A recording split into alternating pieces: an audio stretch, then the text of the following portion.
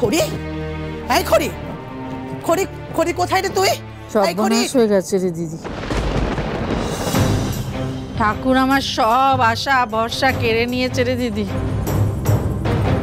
আমি তো জানতুম আমার কপালে সুখ বেশি দিন টিকবে না। আগেও টেকেনি, এখনো টিকবে না, এবারেও টিকলো না রে দিদি। চন্দ্রা, চন্দ্রা কি হয়েছে? চন্দ্রা কি হয়েছে? ও চন্দ্রা কি হয়েছে বল না। কি হয়েছে? ওই পোড়ার মুখে রাক্ষসী আমার বড় মেয়ে দুতি জ্বালিয়ে পুড়িয়ে শেষ করে দিচ্ছে, শেষ করে দিচ্ছে। আজ তো নয়, জন্মের শুরু থেকেই আমাদের শেষ করে দিচ্ছে।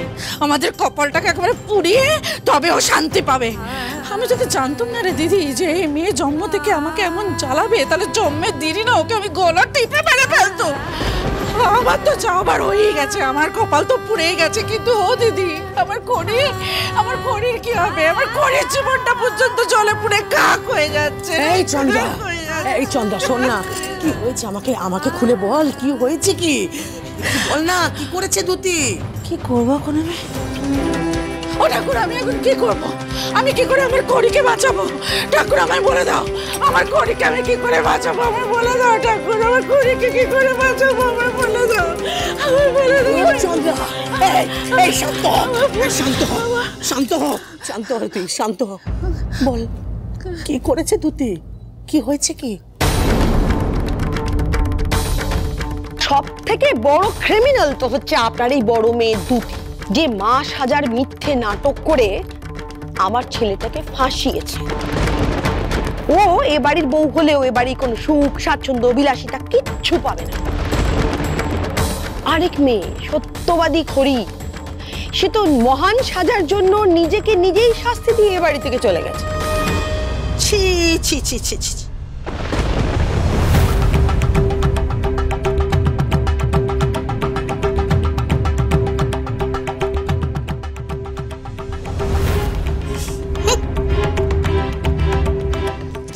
চন্দ্রা, ছি!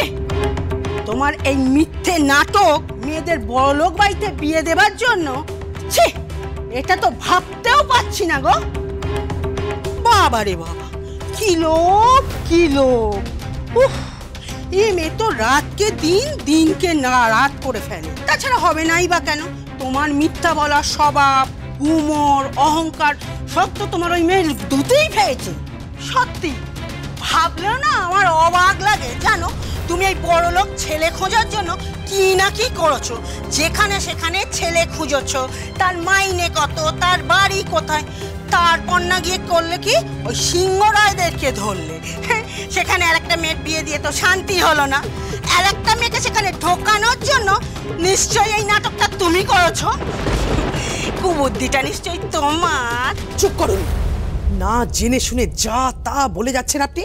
এইসব কথা বলছেন আপনি কোন সাহসে? এই চুপ করুন তো, আমাকে একদম সাহস দেখাবেন না। আপনার বোনকে আপনার চেয়ে বেশি আমরা চিনি। ওই রকম মা বলে মেয়েগুলো সব এই রকম। আর দুতিটা তো একদম বদমাইশের ছাড়। আমার মেয়ের মতো সুন্দরী মেয়ে তোমাদের ঘরে যদি থাকতো না, তোমাদেরও দেমাগ হতো, বুঝলে? গোটা বাগবাজারি রূপে গুণে অদ্বিতীয় কেউ যদি থাকে, সে হচ্ছে আমার এই মেয়ে দুতি ভট্টাচার্য। মা ঠিক বলেছ, সব আমার দোষ। আমি আমার মেয়েদের ভালো শিক্ষা দিতে পারিনি গো, আমার দোষ। এই না চন্দা, ঘড়ির জন্য একটু পায়েস বানিয়ে এনেছিলাম। যতই হোক সিংহ রায় বাড়ির বড় বউ, তাছাড়া বড় লোকের বউ, ওর সঙ্গে তো আর খালি হাতে দেখা করা যায় না। কিন্তু এখানে এসে শুনলাম ব্যাপারটাই অন্য। ঘড়ি এমনি এমনি এখানে আসিনি। ওকে ওর দিদির কুকীর্তি জানাজানি হয়ে যাবার পর ওকে শ্বশুর বাড়ি থেকে তাড়িয়ে দিয়েছে। না কাকিমা, আমাকে কেউ ওই বাড়ি থেকে কোনোদিনই তাড়িয়ে দেয়নি। আমি আগের বারেও এখানে স্বেচ্ছায় এসেছিলাম, এবারও তাই এসেছি।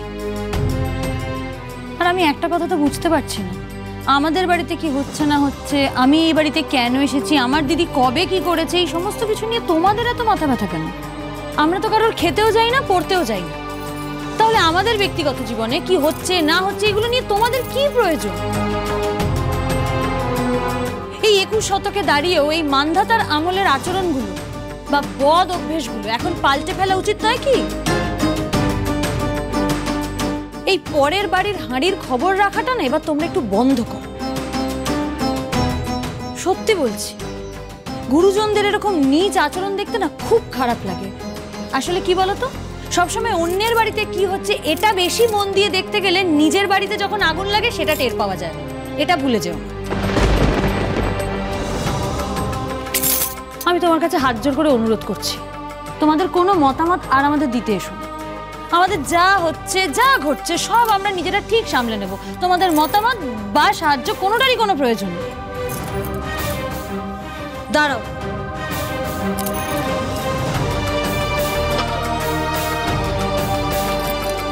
এটা নিয়ে যাও। যেদিন বড়লোক বাড়ির বউ খড়িকে নয়, এই পাড়ার ভট্টাচার্য বাড়ির মেয়ে খড়িকে পায়েসটা বানিয়ে খাওয়াবে, সেদিন এটা এনে। এবার যাও।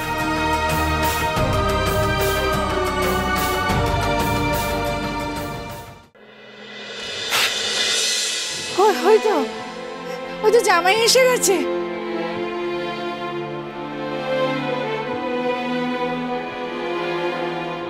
আপনি আমার পেছন পেছন আমার বাড়ি অব্দি চলে এসেছেন। জামাইয়ের সাথে ওভাবে কেন কথা বলছিস? ও বাবা, বাবা রিদ্ধি, তুমি মাফ করে দাও বাবা। আমার দুটি যা কিছু করেছে তার জন্য আমি তোমার কাছে ক্ষমা চাইছি, কিন্তু বিশ্বাস করো বাবা, এতে খড়ির কোনো দোষ নেই। খড়ি কিচ্ছু জানে না, খড়ি সাদা মনে কাদা নেই। দুটির ভুলের জন্য তুমি আমার খড়িকে শাস্তি দিও না বাবা।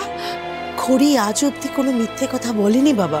মিথ্যে বলা তো দূর, ও মিথ্যে কথা সহ্য করতে পারে না, বিশ্বাস করো বাবা।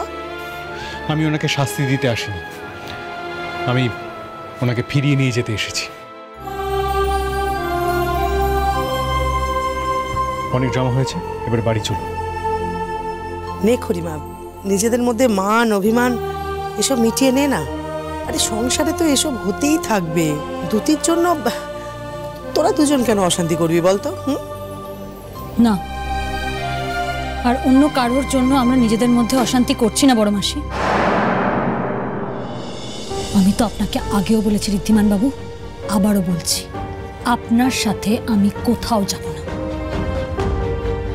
আপনি ফিরে যান। এনাফ করি, এবার কিন্তু আপনি আমার ধৈর্যের পরীক্ষা নিচ্ছেন। আমি অতক্ষণ দাঁড়িয়েছিলাম আপনার দোকানের সামনে ওই গরমে, আপনি এভাবে আমার উপর টর্চার করতে পারেন না। আপনি ভুলে যাচ্ছেন আপনি সিংহরের বাড়ির বউ। যদি দাদু আপনাকে ফিরিয়ে নিয়ে যেতে না বলতো তাহলে আমি আপনার ওই ড্রামা সহ্য করতাম না দাঁড়িয়ে। এইটাই প্রবলেম, এটাই সমস্যা, আর এই কারণেই আপনার সাথে আমি কোথাও যাব না। আপনি আমাকে সম্মান দিয়ে নিয়ে যেতে আসেননি ঋদ্ধিমান বাবু, আপনি এসেছেন নিজের কথা রাখতে, নিজেকে জেতাতে।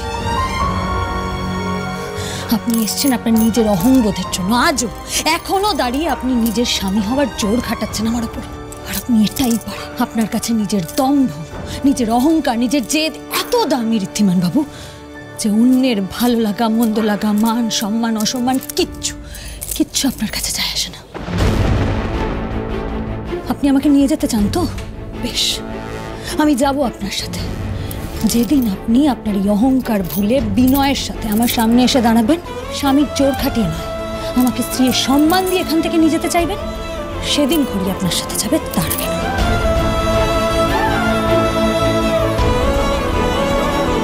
তার আগে অবধি এই বাড়ির দরজা আপনার জন্য বন্ধ থাকবে।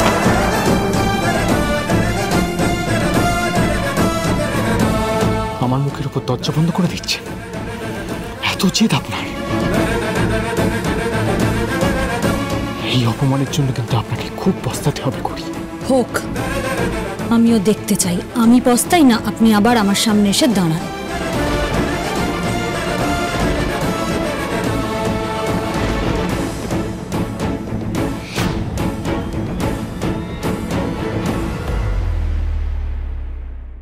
রাহুল কোথায়? সেই সকালবেলা বেরিয়েছে কাজ খোঁজার জন্য।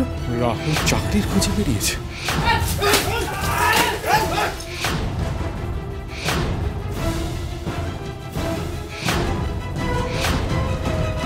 ঋদ্ধিমান বাবু